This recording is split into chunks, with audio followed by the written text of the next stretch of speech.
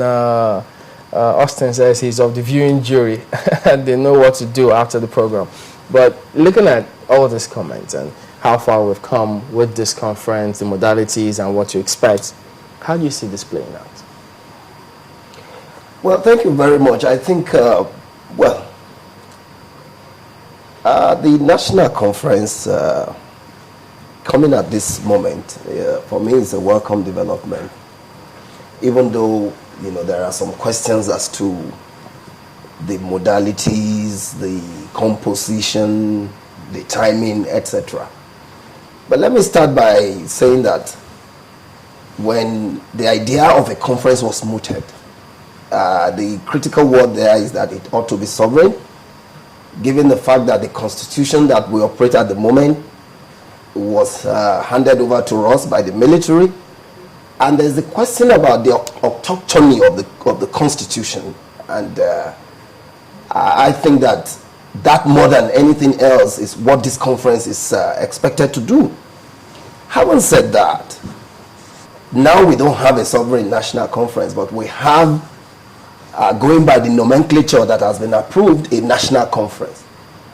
I think, yes, it's time for Nigerians to, avail ourselves, this opportunity of talking. And talk we must.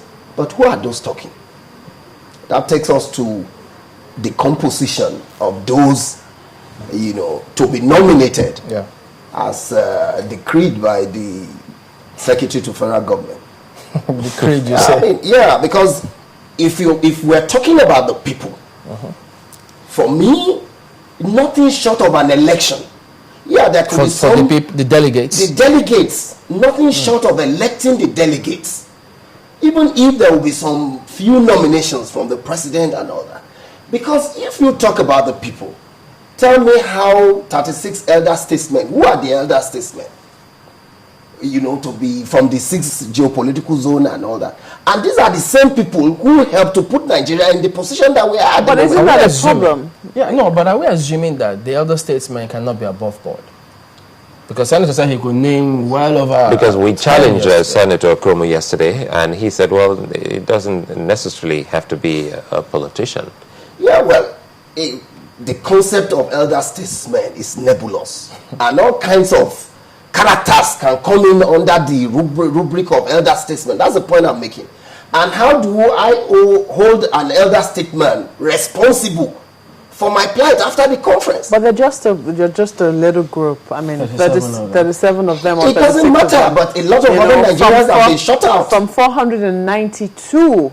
And then not only that. Yes. Political parties. I mean, if I get my elementary definition of political parties right, it's supposed to bring a group of people who come together, who share similar interests, coming together to capture political power. Now that composition is saying that unless you are elected into the National Assembly, you cannot have your representation at the conference. I think that is wrong. Well, when we're talking about just one, again, out of this numerous political... That's how we will go knocking off the 493 nominees. The thing is, they have to...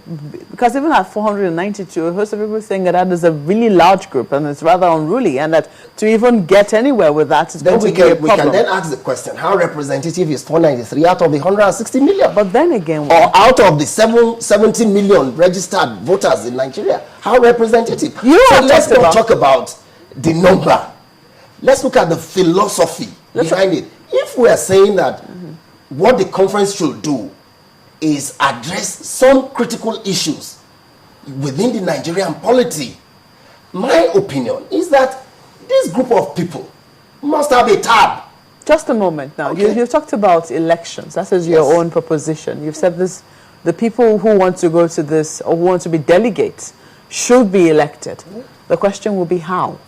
Do you hope to see people coming out to campaign to say, pick me? Yes, why not? Do you not also see a situation whereby this kind of process, if there is an election, could be influenced by the politicians that a host of people are already complaining they do not want in this particular conference? You see, what I think we should begin to do in Nigeria is understand our peculiarities and most often think outside the box.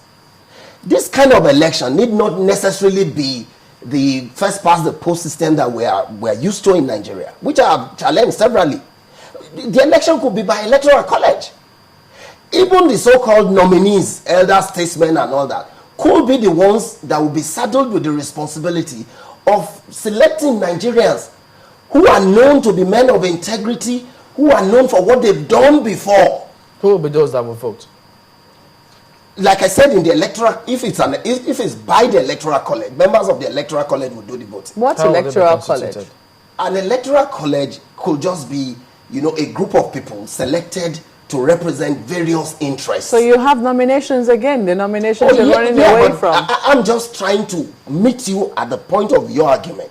My own opinion is that, look, if I want to go to the conference, for example, I'm permanently shut out. But if I had the the opportunity of contesting, I might as well contest against a number of people in a federal constituency. If you say one per federal constituency or two, I can test my luck there. And if, for example, things didn't go the way, people in my constituency expected, we can have somebody to ask some questions. What mandate did we give to you? What did you go there to do? If you look at the classification on the groups of people that are expected to be there, most of those that to go there, the decision has been left to the stakeholders. For instance, the NLC is sending in, I think, about 22 people. It's same for the TUC. Now, if you belong to this group, just a moment, if you belong to this group of people, don't you think that the election which you seek, which you say can be done by an electoral college, can't it be within these groups of people? And don't you think that these people can actually hold their own members accountable as well? You see, let me say that, even some of these groups, NLC, for example, there are people in the top echelon of the NLC who seem not to believe in the national conference.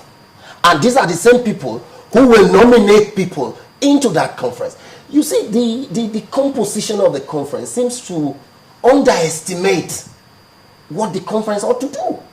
This conference is a golden opportunity for Nigerians to address some critical issues.